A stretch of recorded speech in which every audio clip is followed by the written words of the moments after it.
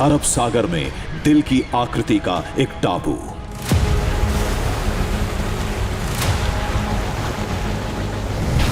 कहते हैं टापू के नीचे सैकड़ों फीट गहराई में समुद्र का एक अद्भुत संसार है।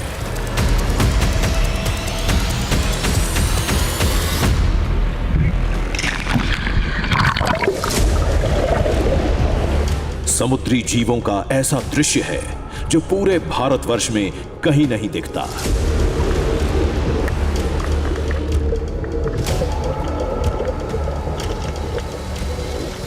इस दुनिया से जुड़ा दावा बताता है यहीं कहीं है वो पौराणिक मार्ग जहां से महाबली हनुमान पाताल लोक गए थे। वाल्मीकि रामायण में लिखा है श्री राम लक्ष्मण को अहिरावण के चंगुल से बचाने के लिए महाबली हनुमान समुद्र के रास्ते एक गुफा से होकर पाताल लोक गए थे।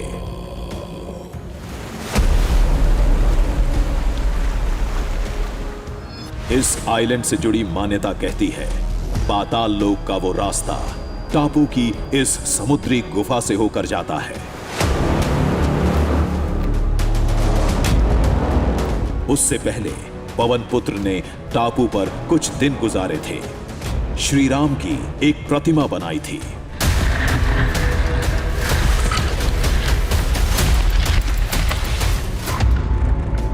उसके साक्ष्य आज भी टापू पर मौजूद हैं। श्री राम की वो प्रतिमा जिसकी गांव वाले पूजा करते हैं।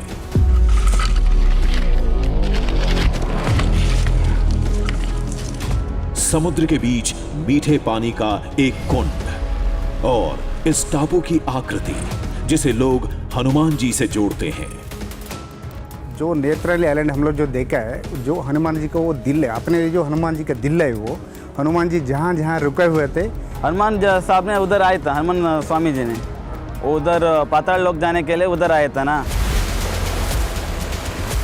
तो चलते हैं उस टापू पर, दाखिल होते हैं समुद्री गुफा में और खोज कर लाते हैं श्री राम और महाबली हनुमान के अद्भुत रिश्ते का अलौकिक दृश्य।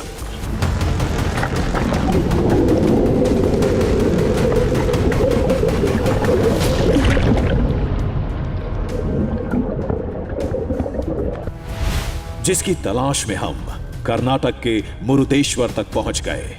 इसे शिव की धरती भी कहा जाता है।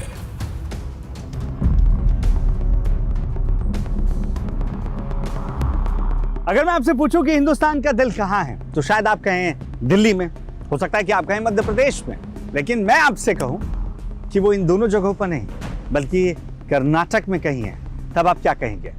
नमस्कार, जय हिंद। मैं हूं अक्षय विनोद शुक्ला आपके साथ और आज हम आपको उस आइलैंड का दृश्यम दिखाने वाले हैं जो कहने को नहीं बल्कि दिखने में भी पूरी तरीके से दिलनुमा नजर आता है, बिल्कुल दिल के आकार का आपको नजर आता है। और उस आइलैंड का नाम है नेत्रानी।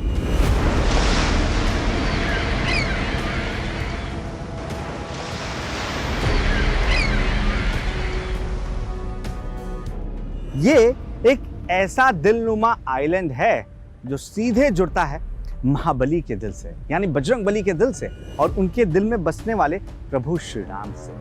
और इसके लिए हमें 20 किलोमीटर समंदर की गहराई में जाना होगा। वहां पर न सिर्फ वो आइलैंड मिलता है बल्कि वो जगह भी मिलेगी जहां से हनुमान जी ने अपने सफर की शुरुआत की थी पाताल लोक के लिए।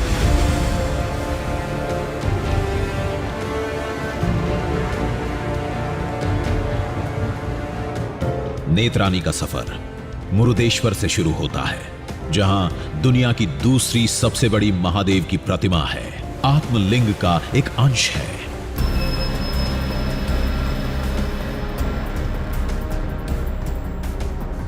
शिव की इस धरती पर राम कथा की भी एक धारा बहती है।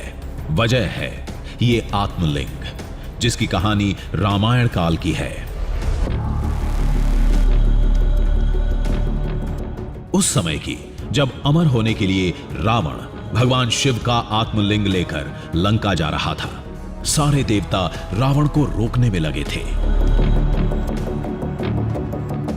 तभी गणपति भगवान ने गोपालक बाल गोपाल के ये गाय का पालन करने वाले के रूप में जाकर वहाँ हाँ गोला के रूप में जाकर वहाँ पे एक गाय को ये करने लगा, कुछ खाने पीने देने लगा। तो विष्णु ने अपनी माया से सूर्यास्त होने का माया किया। और रावण तो महाब्राह्मण है ना, उनको संध्या वंदन जाप करना पड़ेगा। तो रावण ने बोला, ये बालक, मैं संध्या वंदन का वक्त हो गया है, आप थोड़ा इस आत्मलिंग को अपने हाथ में रखो। मैं गणपति भगवान ने बोला, मैं तो छोटा बालक हूँ, अपने हाथ में ले लूँगा, लेकिन 3 बार आपको बुलाऊंगा। 3 बार बुलाने के बाद नहीं आए तो मैं यहीं पर रखूँगा, पृथ्वी पर। तो रावण ने समुद्र जाके अपने हाथ पांव धोकर संध्या वंदन करने लगा, 1 बार अर्घ्य दिया। तो गणपति ने बोला, रावण आ जाओ, बहुत बारी है, नहीं आया। दूसरा बार अर्घ्य दिया, रावण आ जाओ, मुझे बहुत भारी हो रहा है। और तीसरा बार अर्घ्य दिया। तीसरे बार रावण को बुला के अपने माता पिता का स्मरण करके, विष्णु भगवान का, देवता गणाओं का स्मरण करके उन्होंने गोकर्ण पर वो लिंग को रख दिया।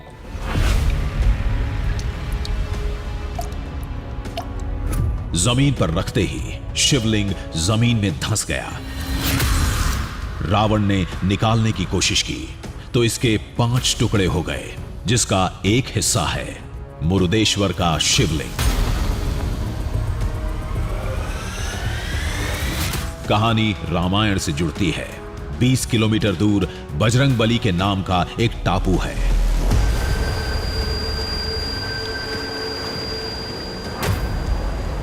टापू के नीचे एक समुद्री गुफा है, जिसका रास्ता कभी पाताल लोक तक जाता था।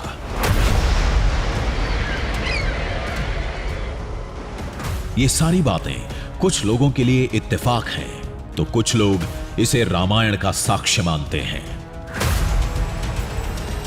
हनुमान साहब ने उधर आया था, हनुमान स्वामी जी ने उधर पाताल लोक जाने के लिए उधर आया था ना, और उसका गुहा है, उसमें हनुमान जी ने पाताल लोक जाया था, ऐसा बोल सका। हमारा दादा परदादा ने बोलता था ना, वैसा स्टोरी है।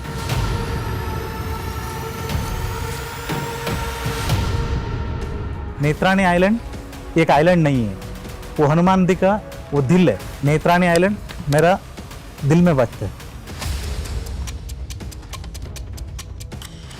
लोगों को यकीन है, जब अहिरावण श्री राम लक्ष्मण को पाताल लोक ले गया था, तब उन्हें तलाशते पवन पुत्र उस टापू पर आए थे, कुछ दिन रहे थे।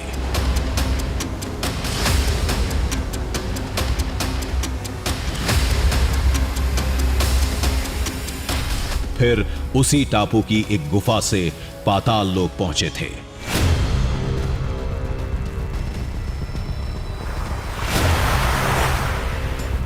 जिसका गवाह है आइलैंड का वो कुंड, जो समुद्र से घिरा होने के बावजूद मीठा पानी देता है। पुराना लोग बोलता था हनुमान जी उधर खाना खाने के टाइम पे कुछ उसका सब जगह में स्वीट वाटर नहीं है, उसके लिए हनुमान एक हाथ में मारा था, वो उसका पावर पे स्वीट वाटर पानी आया। वो पानी अभी भी है।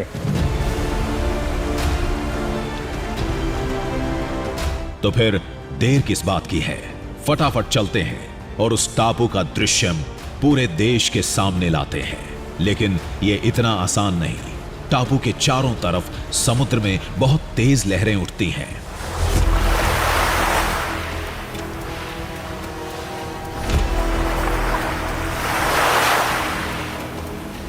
एक बार कोई बोट चपेट में आ गई तो पत्थरों से टकराकर वो डूब जाती है।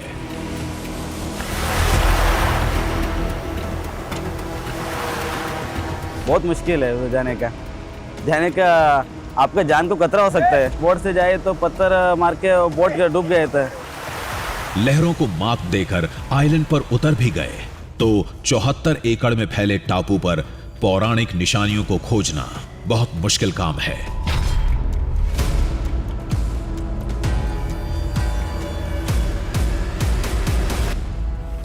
वहां के नुकीले पत्थरों को देख लोग दूर से ही वापस लौट जाते हैं।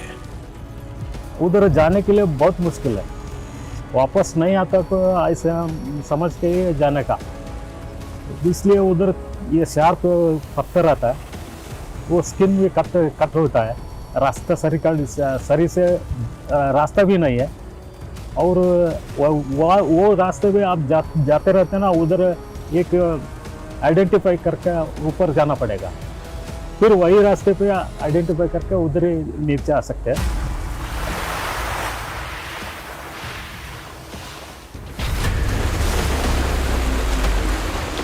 जितना खतरा टापू पर जाने में है, उससे ज्यादा मुश्किल समुद्र में डूबी उस गुफा में दाखिल होना है।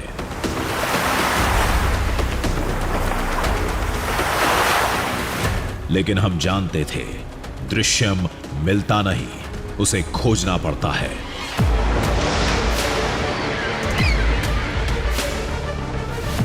रामायण से जुड़े उस दृश्यम को पहली बार दुनिया के सामने लाने के लिए पूरी तैयारी के साथ हम समुद्र में जाने के लिए तैयार थे।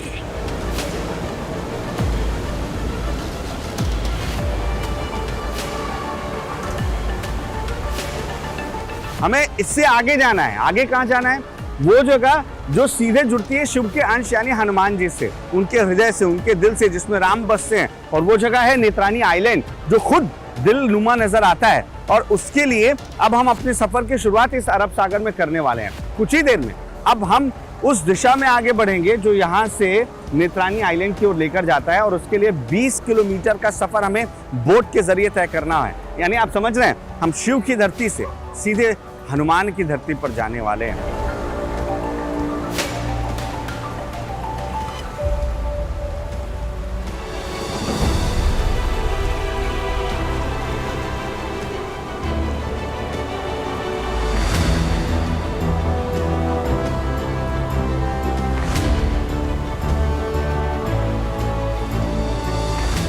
मुरुदेश्वर से नेत्रानी 20 किलोमीटर दूर था।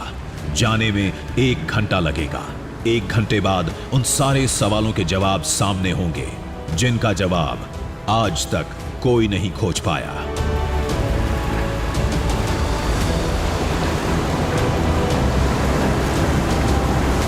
सोचिए कि इस जगह का सीधा सीधा जुड़ाव हनुमान जी से है, भगवान हनुमान से है। जब वो अपने इष्ट प्रभु श्री राम को खोज रहे थे तो क्या इस समुद्र को लांघ कर वो पहुंचे थे? क्योंकि जिस आइलैंड पर हम जा रहे हैं, आप देखिए कि वहां जाने के लिए कोई दूसरा रास्ता नहीं है, सिर्फ पानी के जरिए आप पहुंच सकते हैं। तो कैसे वो वहां तक पहुंचे होंगे? कुछ लोगों का मानना है कि वहां पर भगवान हनुमान के चरण पड़े थे, जिसके निशान अभी भी आप खोजें तो शायद मिल सकते हैं आपको।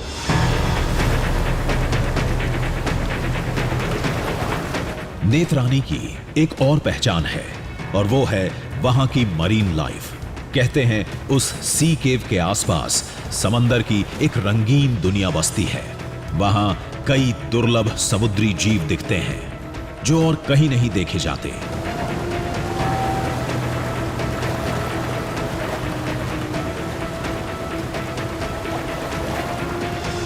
अगर हम गुफा तक पहुंचने में कामयाब रहते हैं तो वो दृश्य भी जरूर सामने आएगा।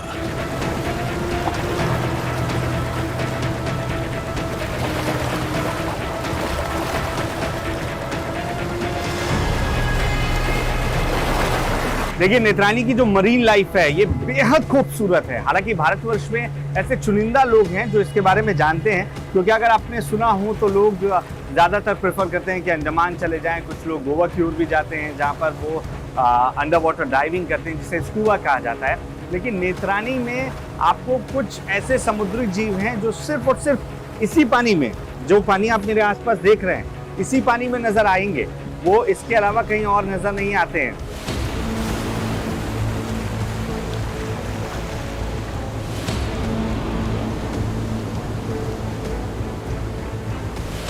हम अपने साथ एक छोटी बोट भी ले जा रहे थे। अगर टापू के पास लहरें तेज रहीं, जैसा लोगों ने बताया था, तो इसकी मदद से वहां पहुंच जाएंगे।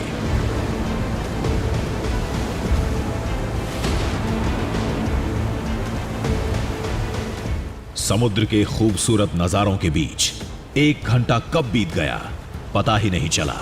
तभी टापू की पहली झलक मिली।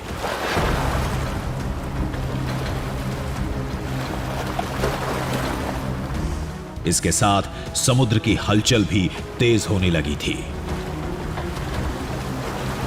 देखिए, अब वो आइलैंड मुझे देखने लगा है। अब मेरे सामने वो आइलैंड आपको जो नजर आ रहा है, ये वही आइलैंड है जिसे नेत्रानी आइलैंड कहते हैं। और ये बिल्कुल दिल के आकार का है, यानी हार्ट के शेप का है, लेकिन वहाँ पहुँचने से पहले अब जो नाव है ये ज़्यादा डगमगाने लगी है, यानी यहाँ करंट बहुत ज़्यादा है पानी का, आप समझ सकते हैं। एक्साइटमेंट काफ़ी बढ़ रही है, लेकिन उसके साथ डर भी बढ़ रहा है कि क्या यहाँ पर खतरा ज़्यादा है, क्योंकि हम जैसे जैसे आगे बढ़ रहे हैं आप देखिए कि किस तरीके से नाव पूरी तरीके से डगमगा रही है। यहाँ अगर मैं खड़ा हूँ तब शायद आप समझ पाएँ कि यहाँ मेरे लिए पैरों को यहाँ रख पाना बहुत देर तक एक जगह पर मुमकिन नहीं है।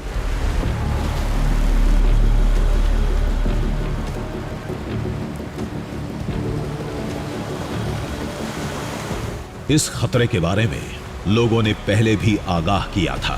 पूरे रास्ते समुद्र शांत और सुंदर था। टापू के करीब पहुंचते ही ये उग्र और खतरनाक हो गया, लेकिन हमारी बोट टापू की तरफ बढ़ती जा रही थी।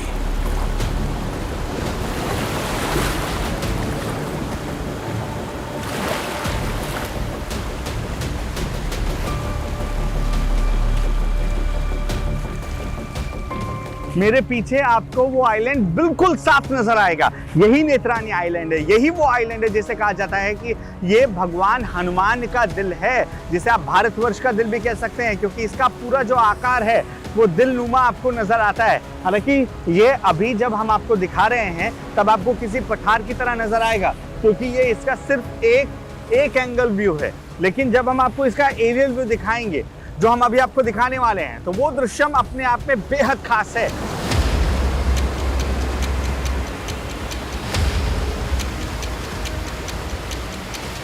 क्या टापू वाकई दिल की आकृति का है?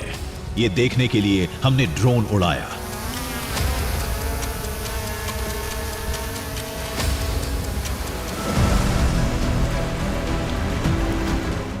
इसके बाद जो नजारा दिखा उसने हमें लाजवाब कर दिया।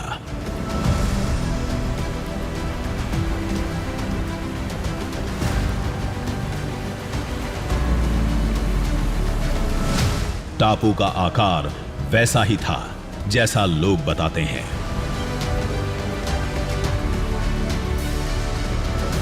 ड्रोन की नजर से 74 एकड़ में फैला यह टापू समुद्र में तैरते एक बड़े दिल जैसा दिख रहा था।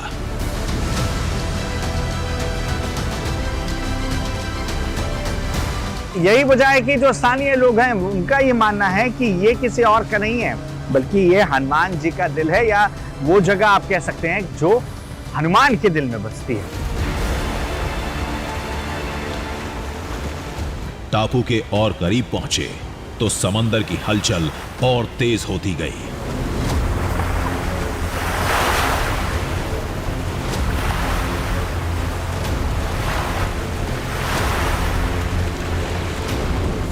संभल के अजय, गिरना नहीं, गिरना, पकड़ के रखो। इन लहरों ने कुछ दिन पहले ही एक नाव को पलट दिया था। उसके टुकड़े नजर आ रहे थे।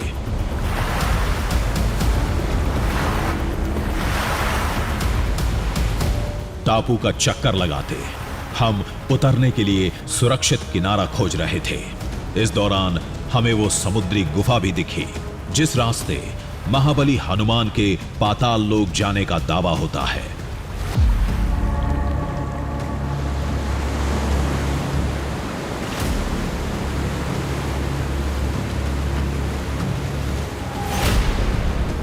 समुद्र में गोता लगाकर हम उस गुफा में जाएंगे, वहां के दृश्यम को सामने लाएंगे।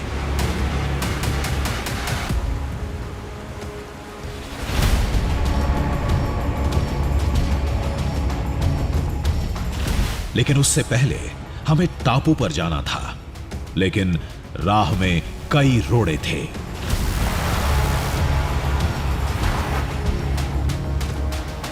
तलवार की धार जैसी चट्टानें दूर से नजर आ रही थी।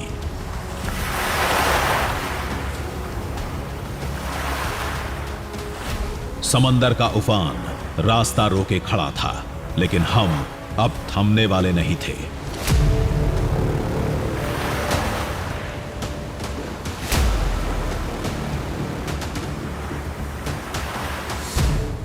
एक सुरक्षित किनारा देख लंगर डाल दिया।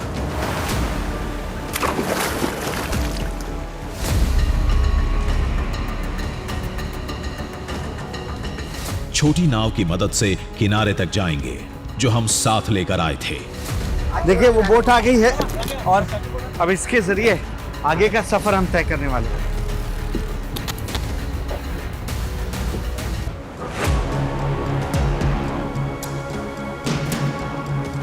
आसपास के गांव वालों के लिए ये आइलैंड एक मंदिर है। इस टापू पर नंगे पांव चलना पड़ता है। इस समय भी कुछ गांव वाले हमारे साथ थे जो पूजा करने जा रहे थे।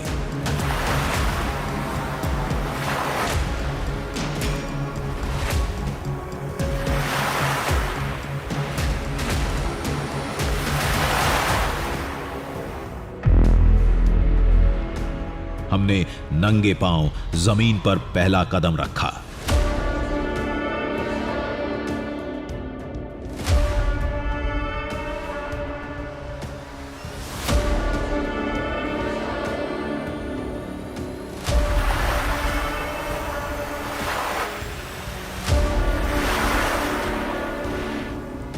आखिरकार हम उस टापू पर पहुंचने में कामयाब रहे, दावे के मुताबिक, जहां कभी बजरंगबली के चरण पड़े थे।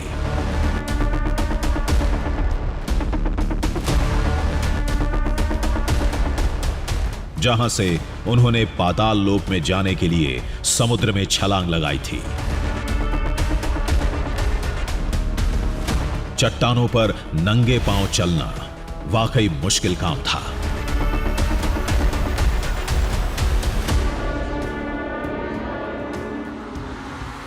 सभी पत्थर नुकीले नहीं थे, लेकिन कुछ की धार वाकई तेज थी। ये यकीन मानिए कि यहाँ पर जो चट्टानें हैं ये काफ़ी गर्म हैं, नुकीली हैं, वो ख़तरनाक तो हैं ही, लेकिन जहाँ पर आप खड़े हैं वो सतह अगर नुकीली नहीं भी है तो वहाँ गर्मी की वजह से आपके पैर लगातार जलते रहते हैं। लेकिन आगे ऐसे ही हमें चलना है। मुझे भी नहीं पता कि कितने किलोमीटर ऐसे चलने के बाद हम आइलैंड के उस जगह पर पहुँचेंगे जहाँ पर वो जगह होगी जिस पर हनुमान जी ने वक्त बिताया था और जहाँ उन्होंने पानी पिया था और जहाँ का पानी आज भी मीठा है।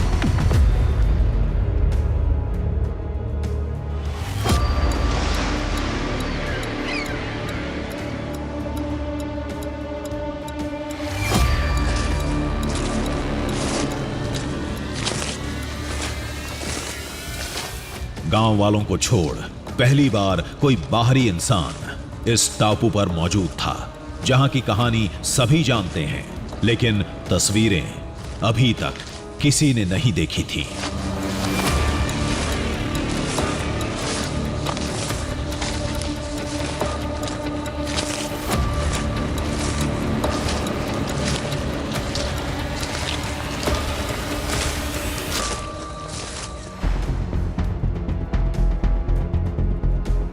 चौहत्तर एकड़ के इस आइलैंड पर एक मंदिर है। मंदिर में देवता की एक मूर्ति है। गांव वाले उन्हें अपना रक्षक बताते हैं। दावा है कि वो मूर्ति किसी और की नहीं, भगवान श्री राम की है। हम वहीं जा रहे थे।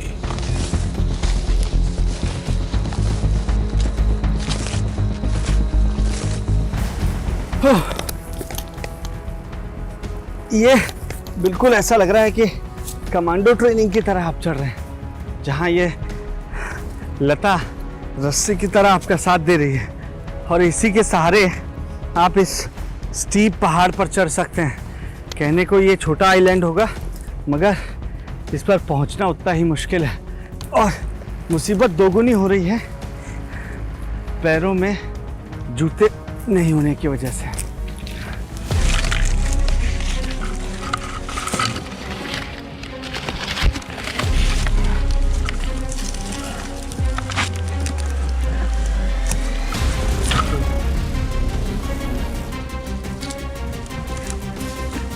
टापू के एकदम बीच एक जगह दिखी जहां खुले में कई मूर्तियां रखी थीं। यही गांव वालों का मंदिर था।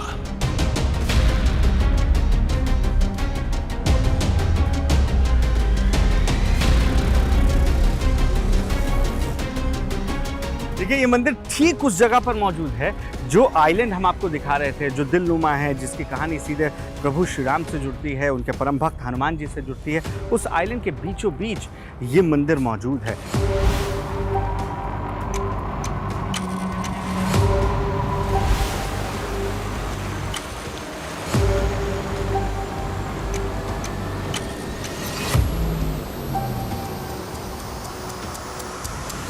मंदिर में सबसे बड़ी मूर्ति जटकेश्वर देवता की थी। कुछ लोग इन्हें श्री राम का एक रूप बताते हैं। दक्षिण भारत के कई हिस्सों में श्री राम को वहां के स्थानीय रूप और नाम से जाना जाता है। हो सकता है ये मामला भी कुछ वैसा ही हो। हनुमान जी उनसे सीधे सीधे ये कहानी इस आइलैंड पर आने के बाद जुड़ती है, जहां उन्होंने काफी वक्त गुजारा था, जहां से पाताल लोक का रास्ता खोजने के लिए वो अंदर समुद्र के भीतर दाखिल हुए थे। ये सारी चीजें इस आइलैंड को वाकई अपने आप में अलग बनाती हैं और ये पूरे भारतवर्ष के लिए एक अलग दृश्यम है।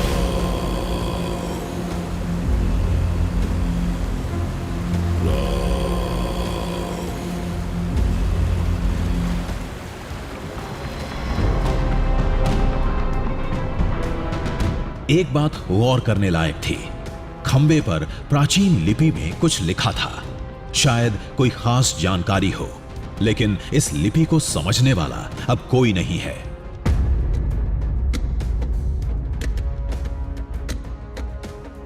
वहीं पास में एक कुंड है। पत्थरों के बीच से बहता पानी यहां जमा होता है। चारों तरफ समुद्र है, फिर भी इस पानी का स्वाद मीठा है। देखिए ये है पानी जाने का रास्ता। ऊपर से इन पत्थरों से रिस कर पानी आ रहा है। कहाँ से आ रहा है ये कोई नहीं जानता। हालांकि माना यह जाता है कि हनुमान जी जब इस नेत्रानी आइलैंड में थे, जब समुद्री रास्ता वो खोज रहे थे, तो उन्होंने पीने के लिए जिन जिन जगहों का इस्तेमाल किया था वहाँ आज भी पानी मीठा पाया जाता है। जहाँ चारों ओर समंदर है, चारों ओर खारे पानी है, उसका अनंत भंडार है खारा पानी का, वहाँ पर इस तरीके से मीठा पानी होना वाकई किसी को भी चौंका सकता है और ये विज्ञान के लिए भी कई सवाल खड़े करता है। कहते हैं इसी जगह महाबली ने पानी पिया था और पाताल लोक में जाने के लिए समुद्र में छलांग लगा दी थी। अब हमें भी वहीं जाना था।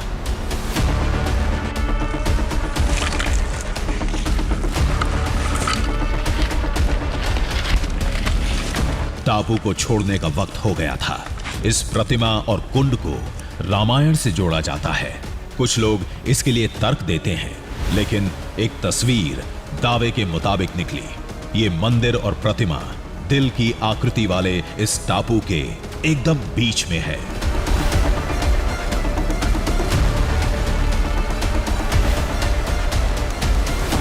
लोगों की भाषा में समझें तो ये टापू महाबली हनुमान का दिल है और इस दिल में बसी है भगवान राम की मूरत।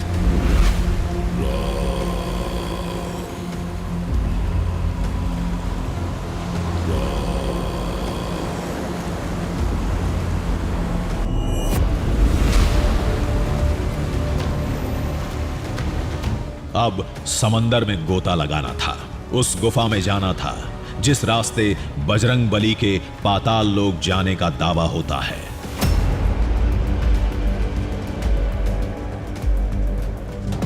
गुफा के पास बहुत तेज लहरें थीं। हम दूसरी तरफ से गोता लगाएंगे, फिर पानी में तैरकर गुफा तक पहुंचेंगे।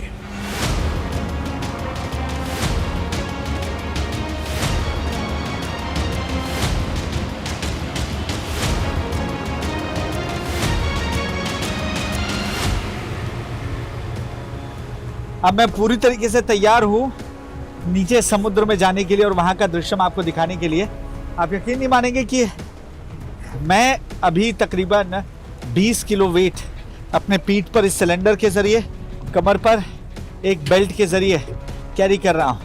ऐसा इसलिए कि मैं ज़्यादा से ज़्यादा नीचे जा सकूँ और वहाँ की तस्वीर आपको दिखा सकूँ। आप नीचे नाक से सांस नहीं ले सकते हैं, इसलिए ये जो मास्क है, देखिए ये मास्क मेरी नाक बंद कर रहा है। और अब यहाँ से प्रैक्टिस शुरू होती है मुंह से सांस लेने की। हालांकि ये ऑक्सीजन सिलेंडर का नोज़ल है, जिसे मुझे मुंह में दबाना होगा और नीचे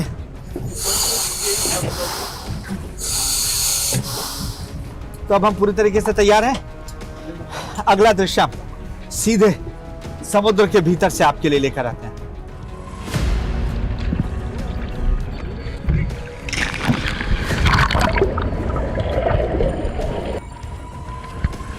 आज पहली बार कोई टीवी कैमरा उस गुफा में जाने वाला था।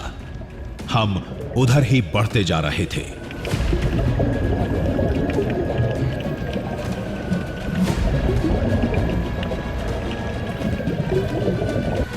इस बीच उस दृश्यम से सामना हुआ जिसके बारे में पहले भी बताया गया था, और वो है यहां की अद्भुत marine life.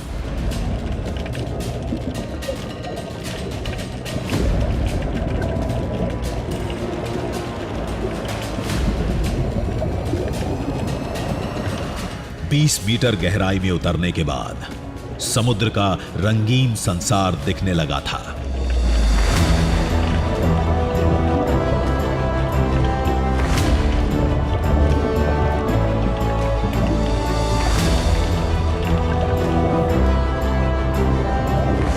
Snappers, Napoleon wrasse, great barracuda, groupers और न जाने क्या क्या।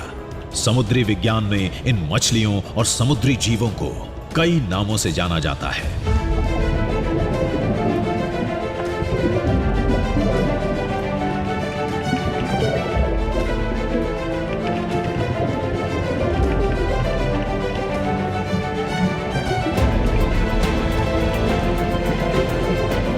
लेकिन हमारे लिए यह सब दृश्यम था, उस मार्ग का दृश्यम जिसका नाता रामायण से है।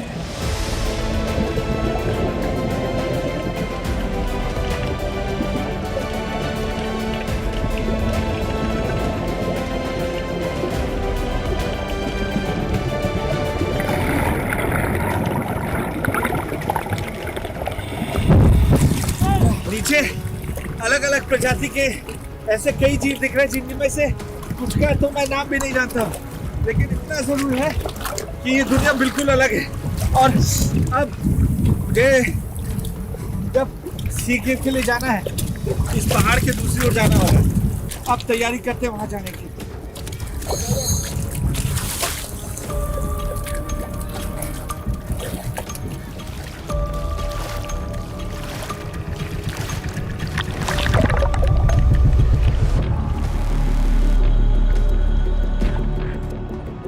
अब बिना देर किए गुफा तक पहुंचना था।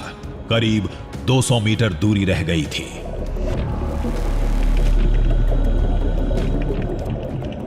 तभी सामने चपटे आकार की एक फिश दिखी। इसे स्टिंगरे कहते हैं। इसका ताल्लुक शार्क परिवार से होता है।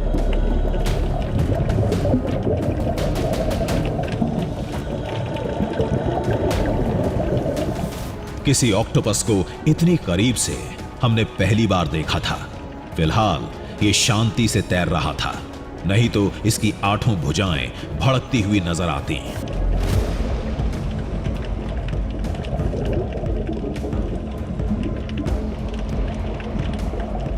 जेलीफिश देखते ही हम पीछे हो गए। इसके छूने से शरीर में तेज खुजली होती है। गहरे समुद्र के ये नजारे हमें बार बार रोक रहे थे, लेकिन हमें जल्द से जल्द मंजिल तक पहुंचना था।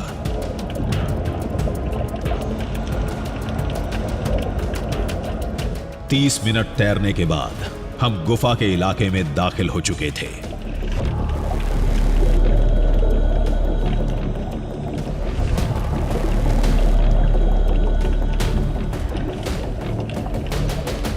लेपर्ड मोरे मछली को देख सांप का भ्रम होता है। ये सब प्रजातियां केवल इसी इलाके में दिखती हैं।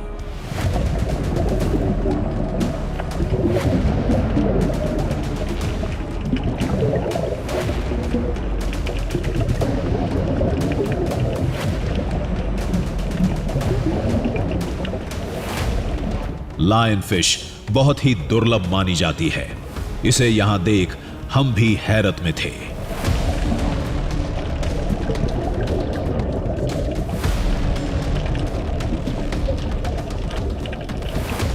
समुद्र का ये अद्भुत संसार शुरू से ही इंसानों के लिए रहस्यमय रहा है।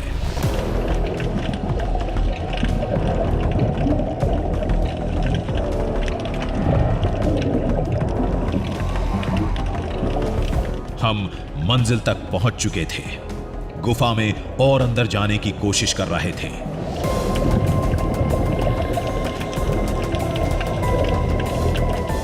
लेकिन अंदर से पानी का बहुत तेज प्रेशर आ रहा था।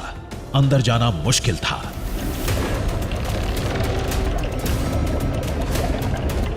कई बार कोशिश की, हर बार नाकाम रहे।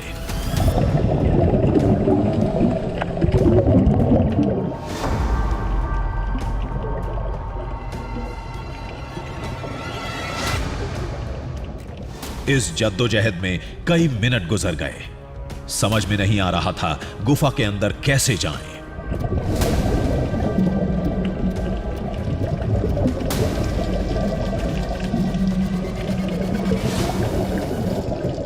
तभी एक आवाज सुनाई दी। हमने ऊपर देखा, जहां एक बहुत बड़ा काला साया मंडरा रहा था।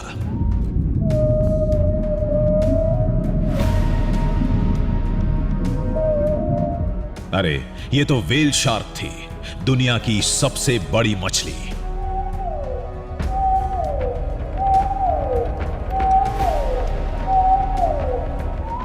हम खुद को करीब जाने से नहीं रोक पाए। व्हेल शार्क की तादाद तेजी से घटती जा रही है। नेत्रानी में इसे देख हम चौंक गए थे।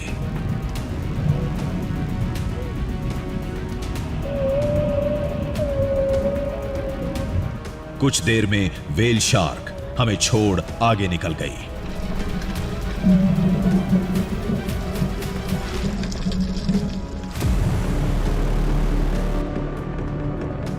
पानी में तैरते हमें कई घंटे गुजर चुके थे।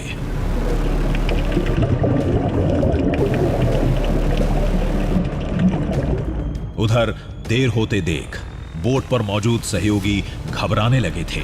कहाँ गए भाई, कहाँ गए? इधर से देखो। इधर समुद्र में गुफा के और अंदर जाने का हमारा संघर्ष जारी था।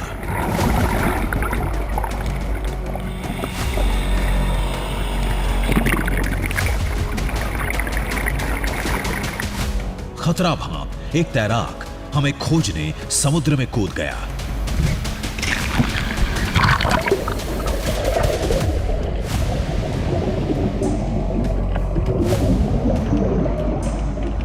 हमें खींचकर बाहर ले आया।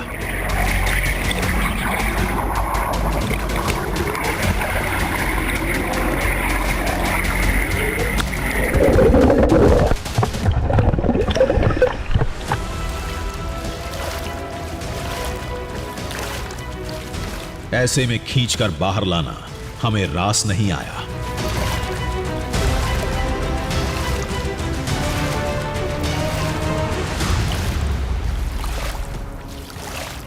आप मुझे क्यों लेकर आ गए? मैं नहीं आता था, वो वापस नहीं आता।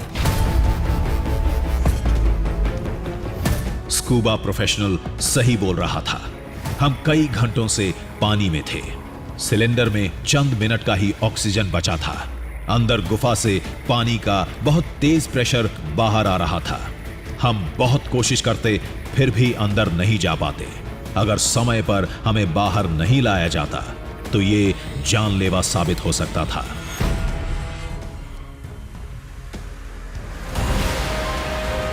दिल की आकृति वाले उस टापू का दृश्यम दुनिया के सामने लाने में कामयाब रहे, जिसकी कहानी महाबली हनुमान से जुड़ती है।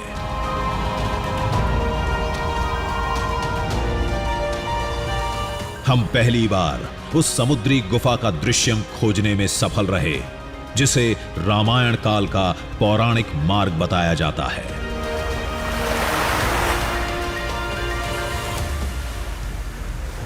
नेत्रानी आइलैंड से हम अपने अगले मिशन के लिए रवाना हो गए, एक नए सफर पर, किसी नए दृश्यम की तलाश में।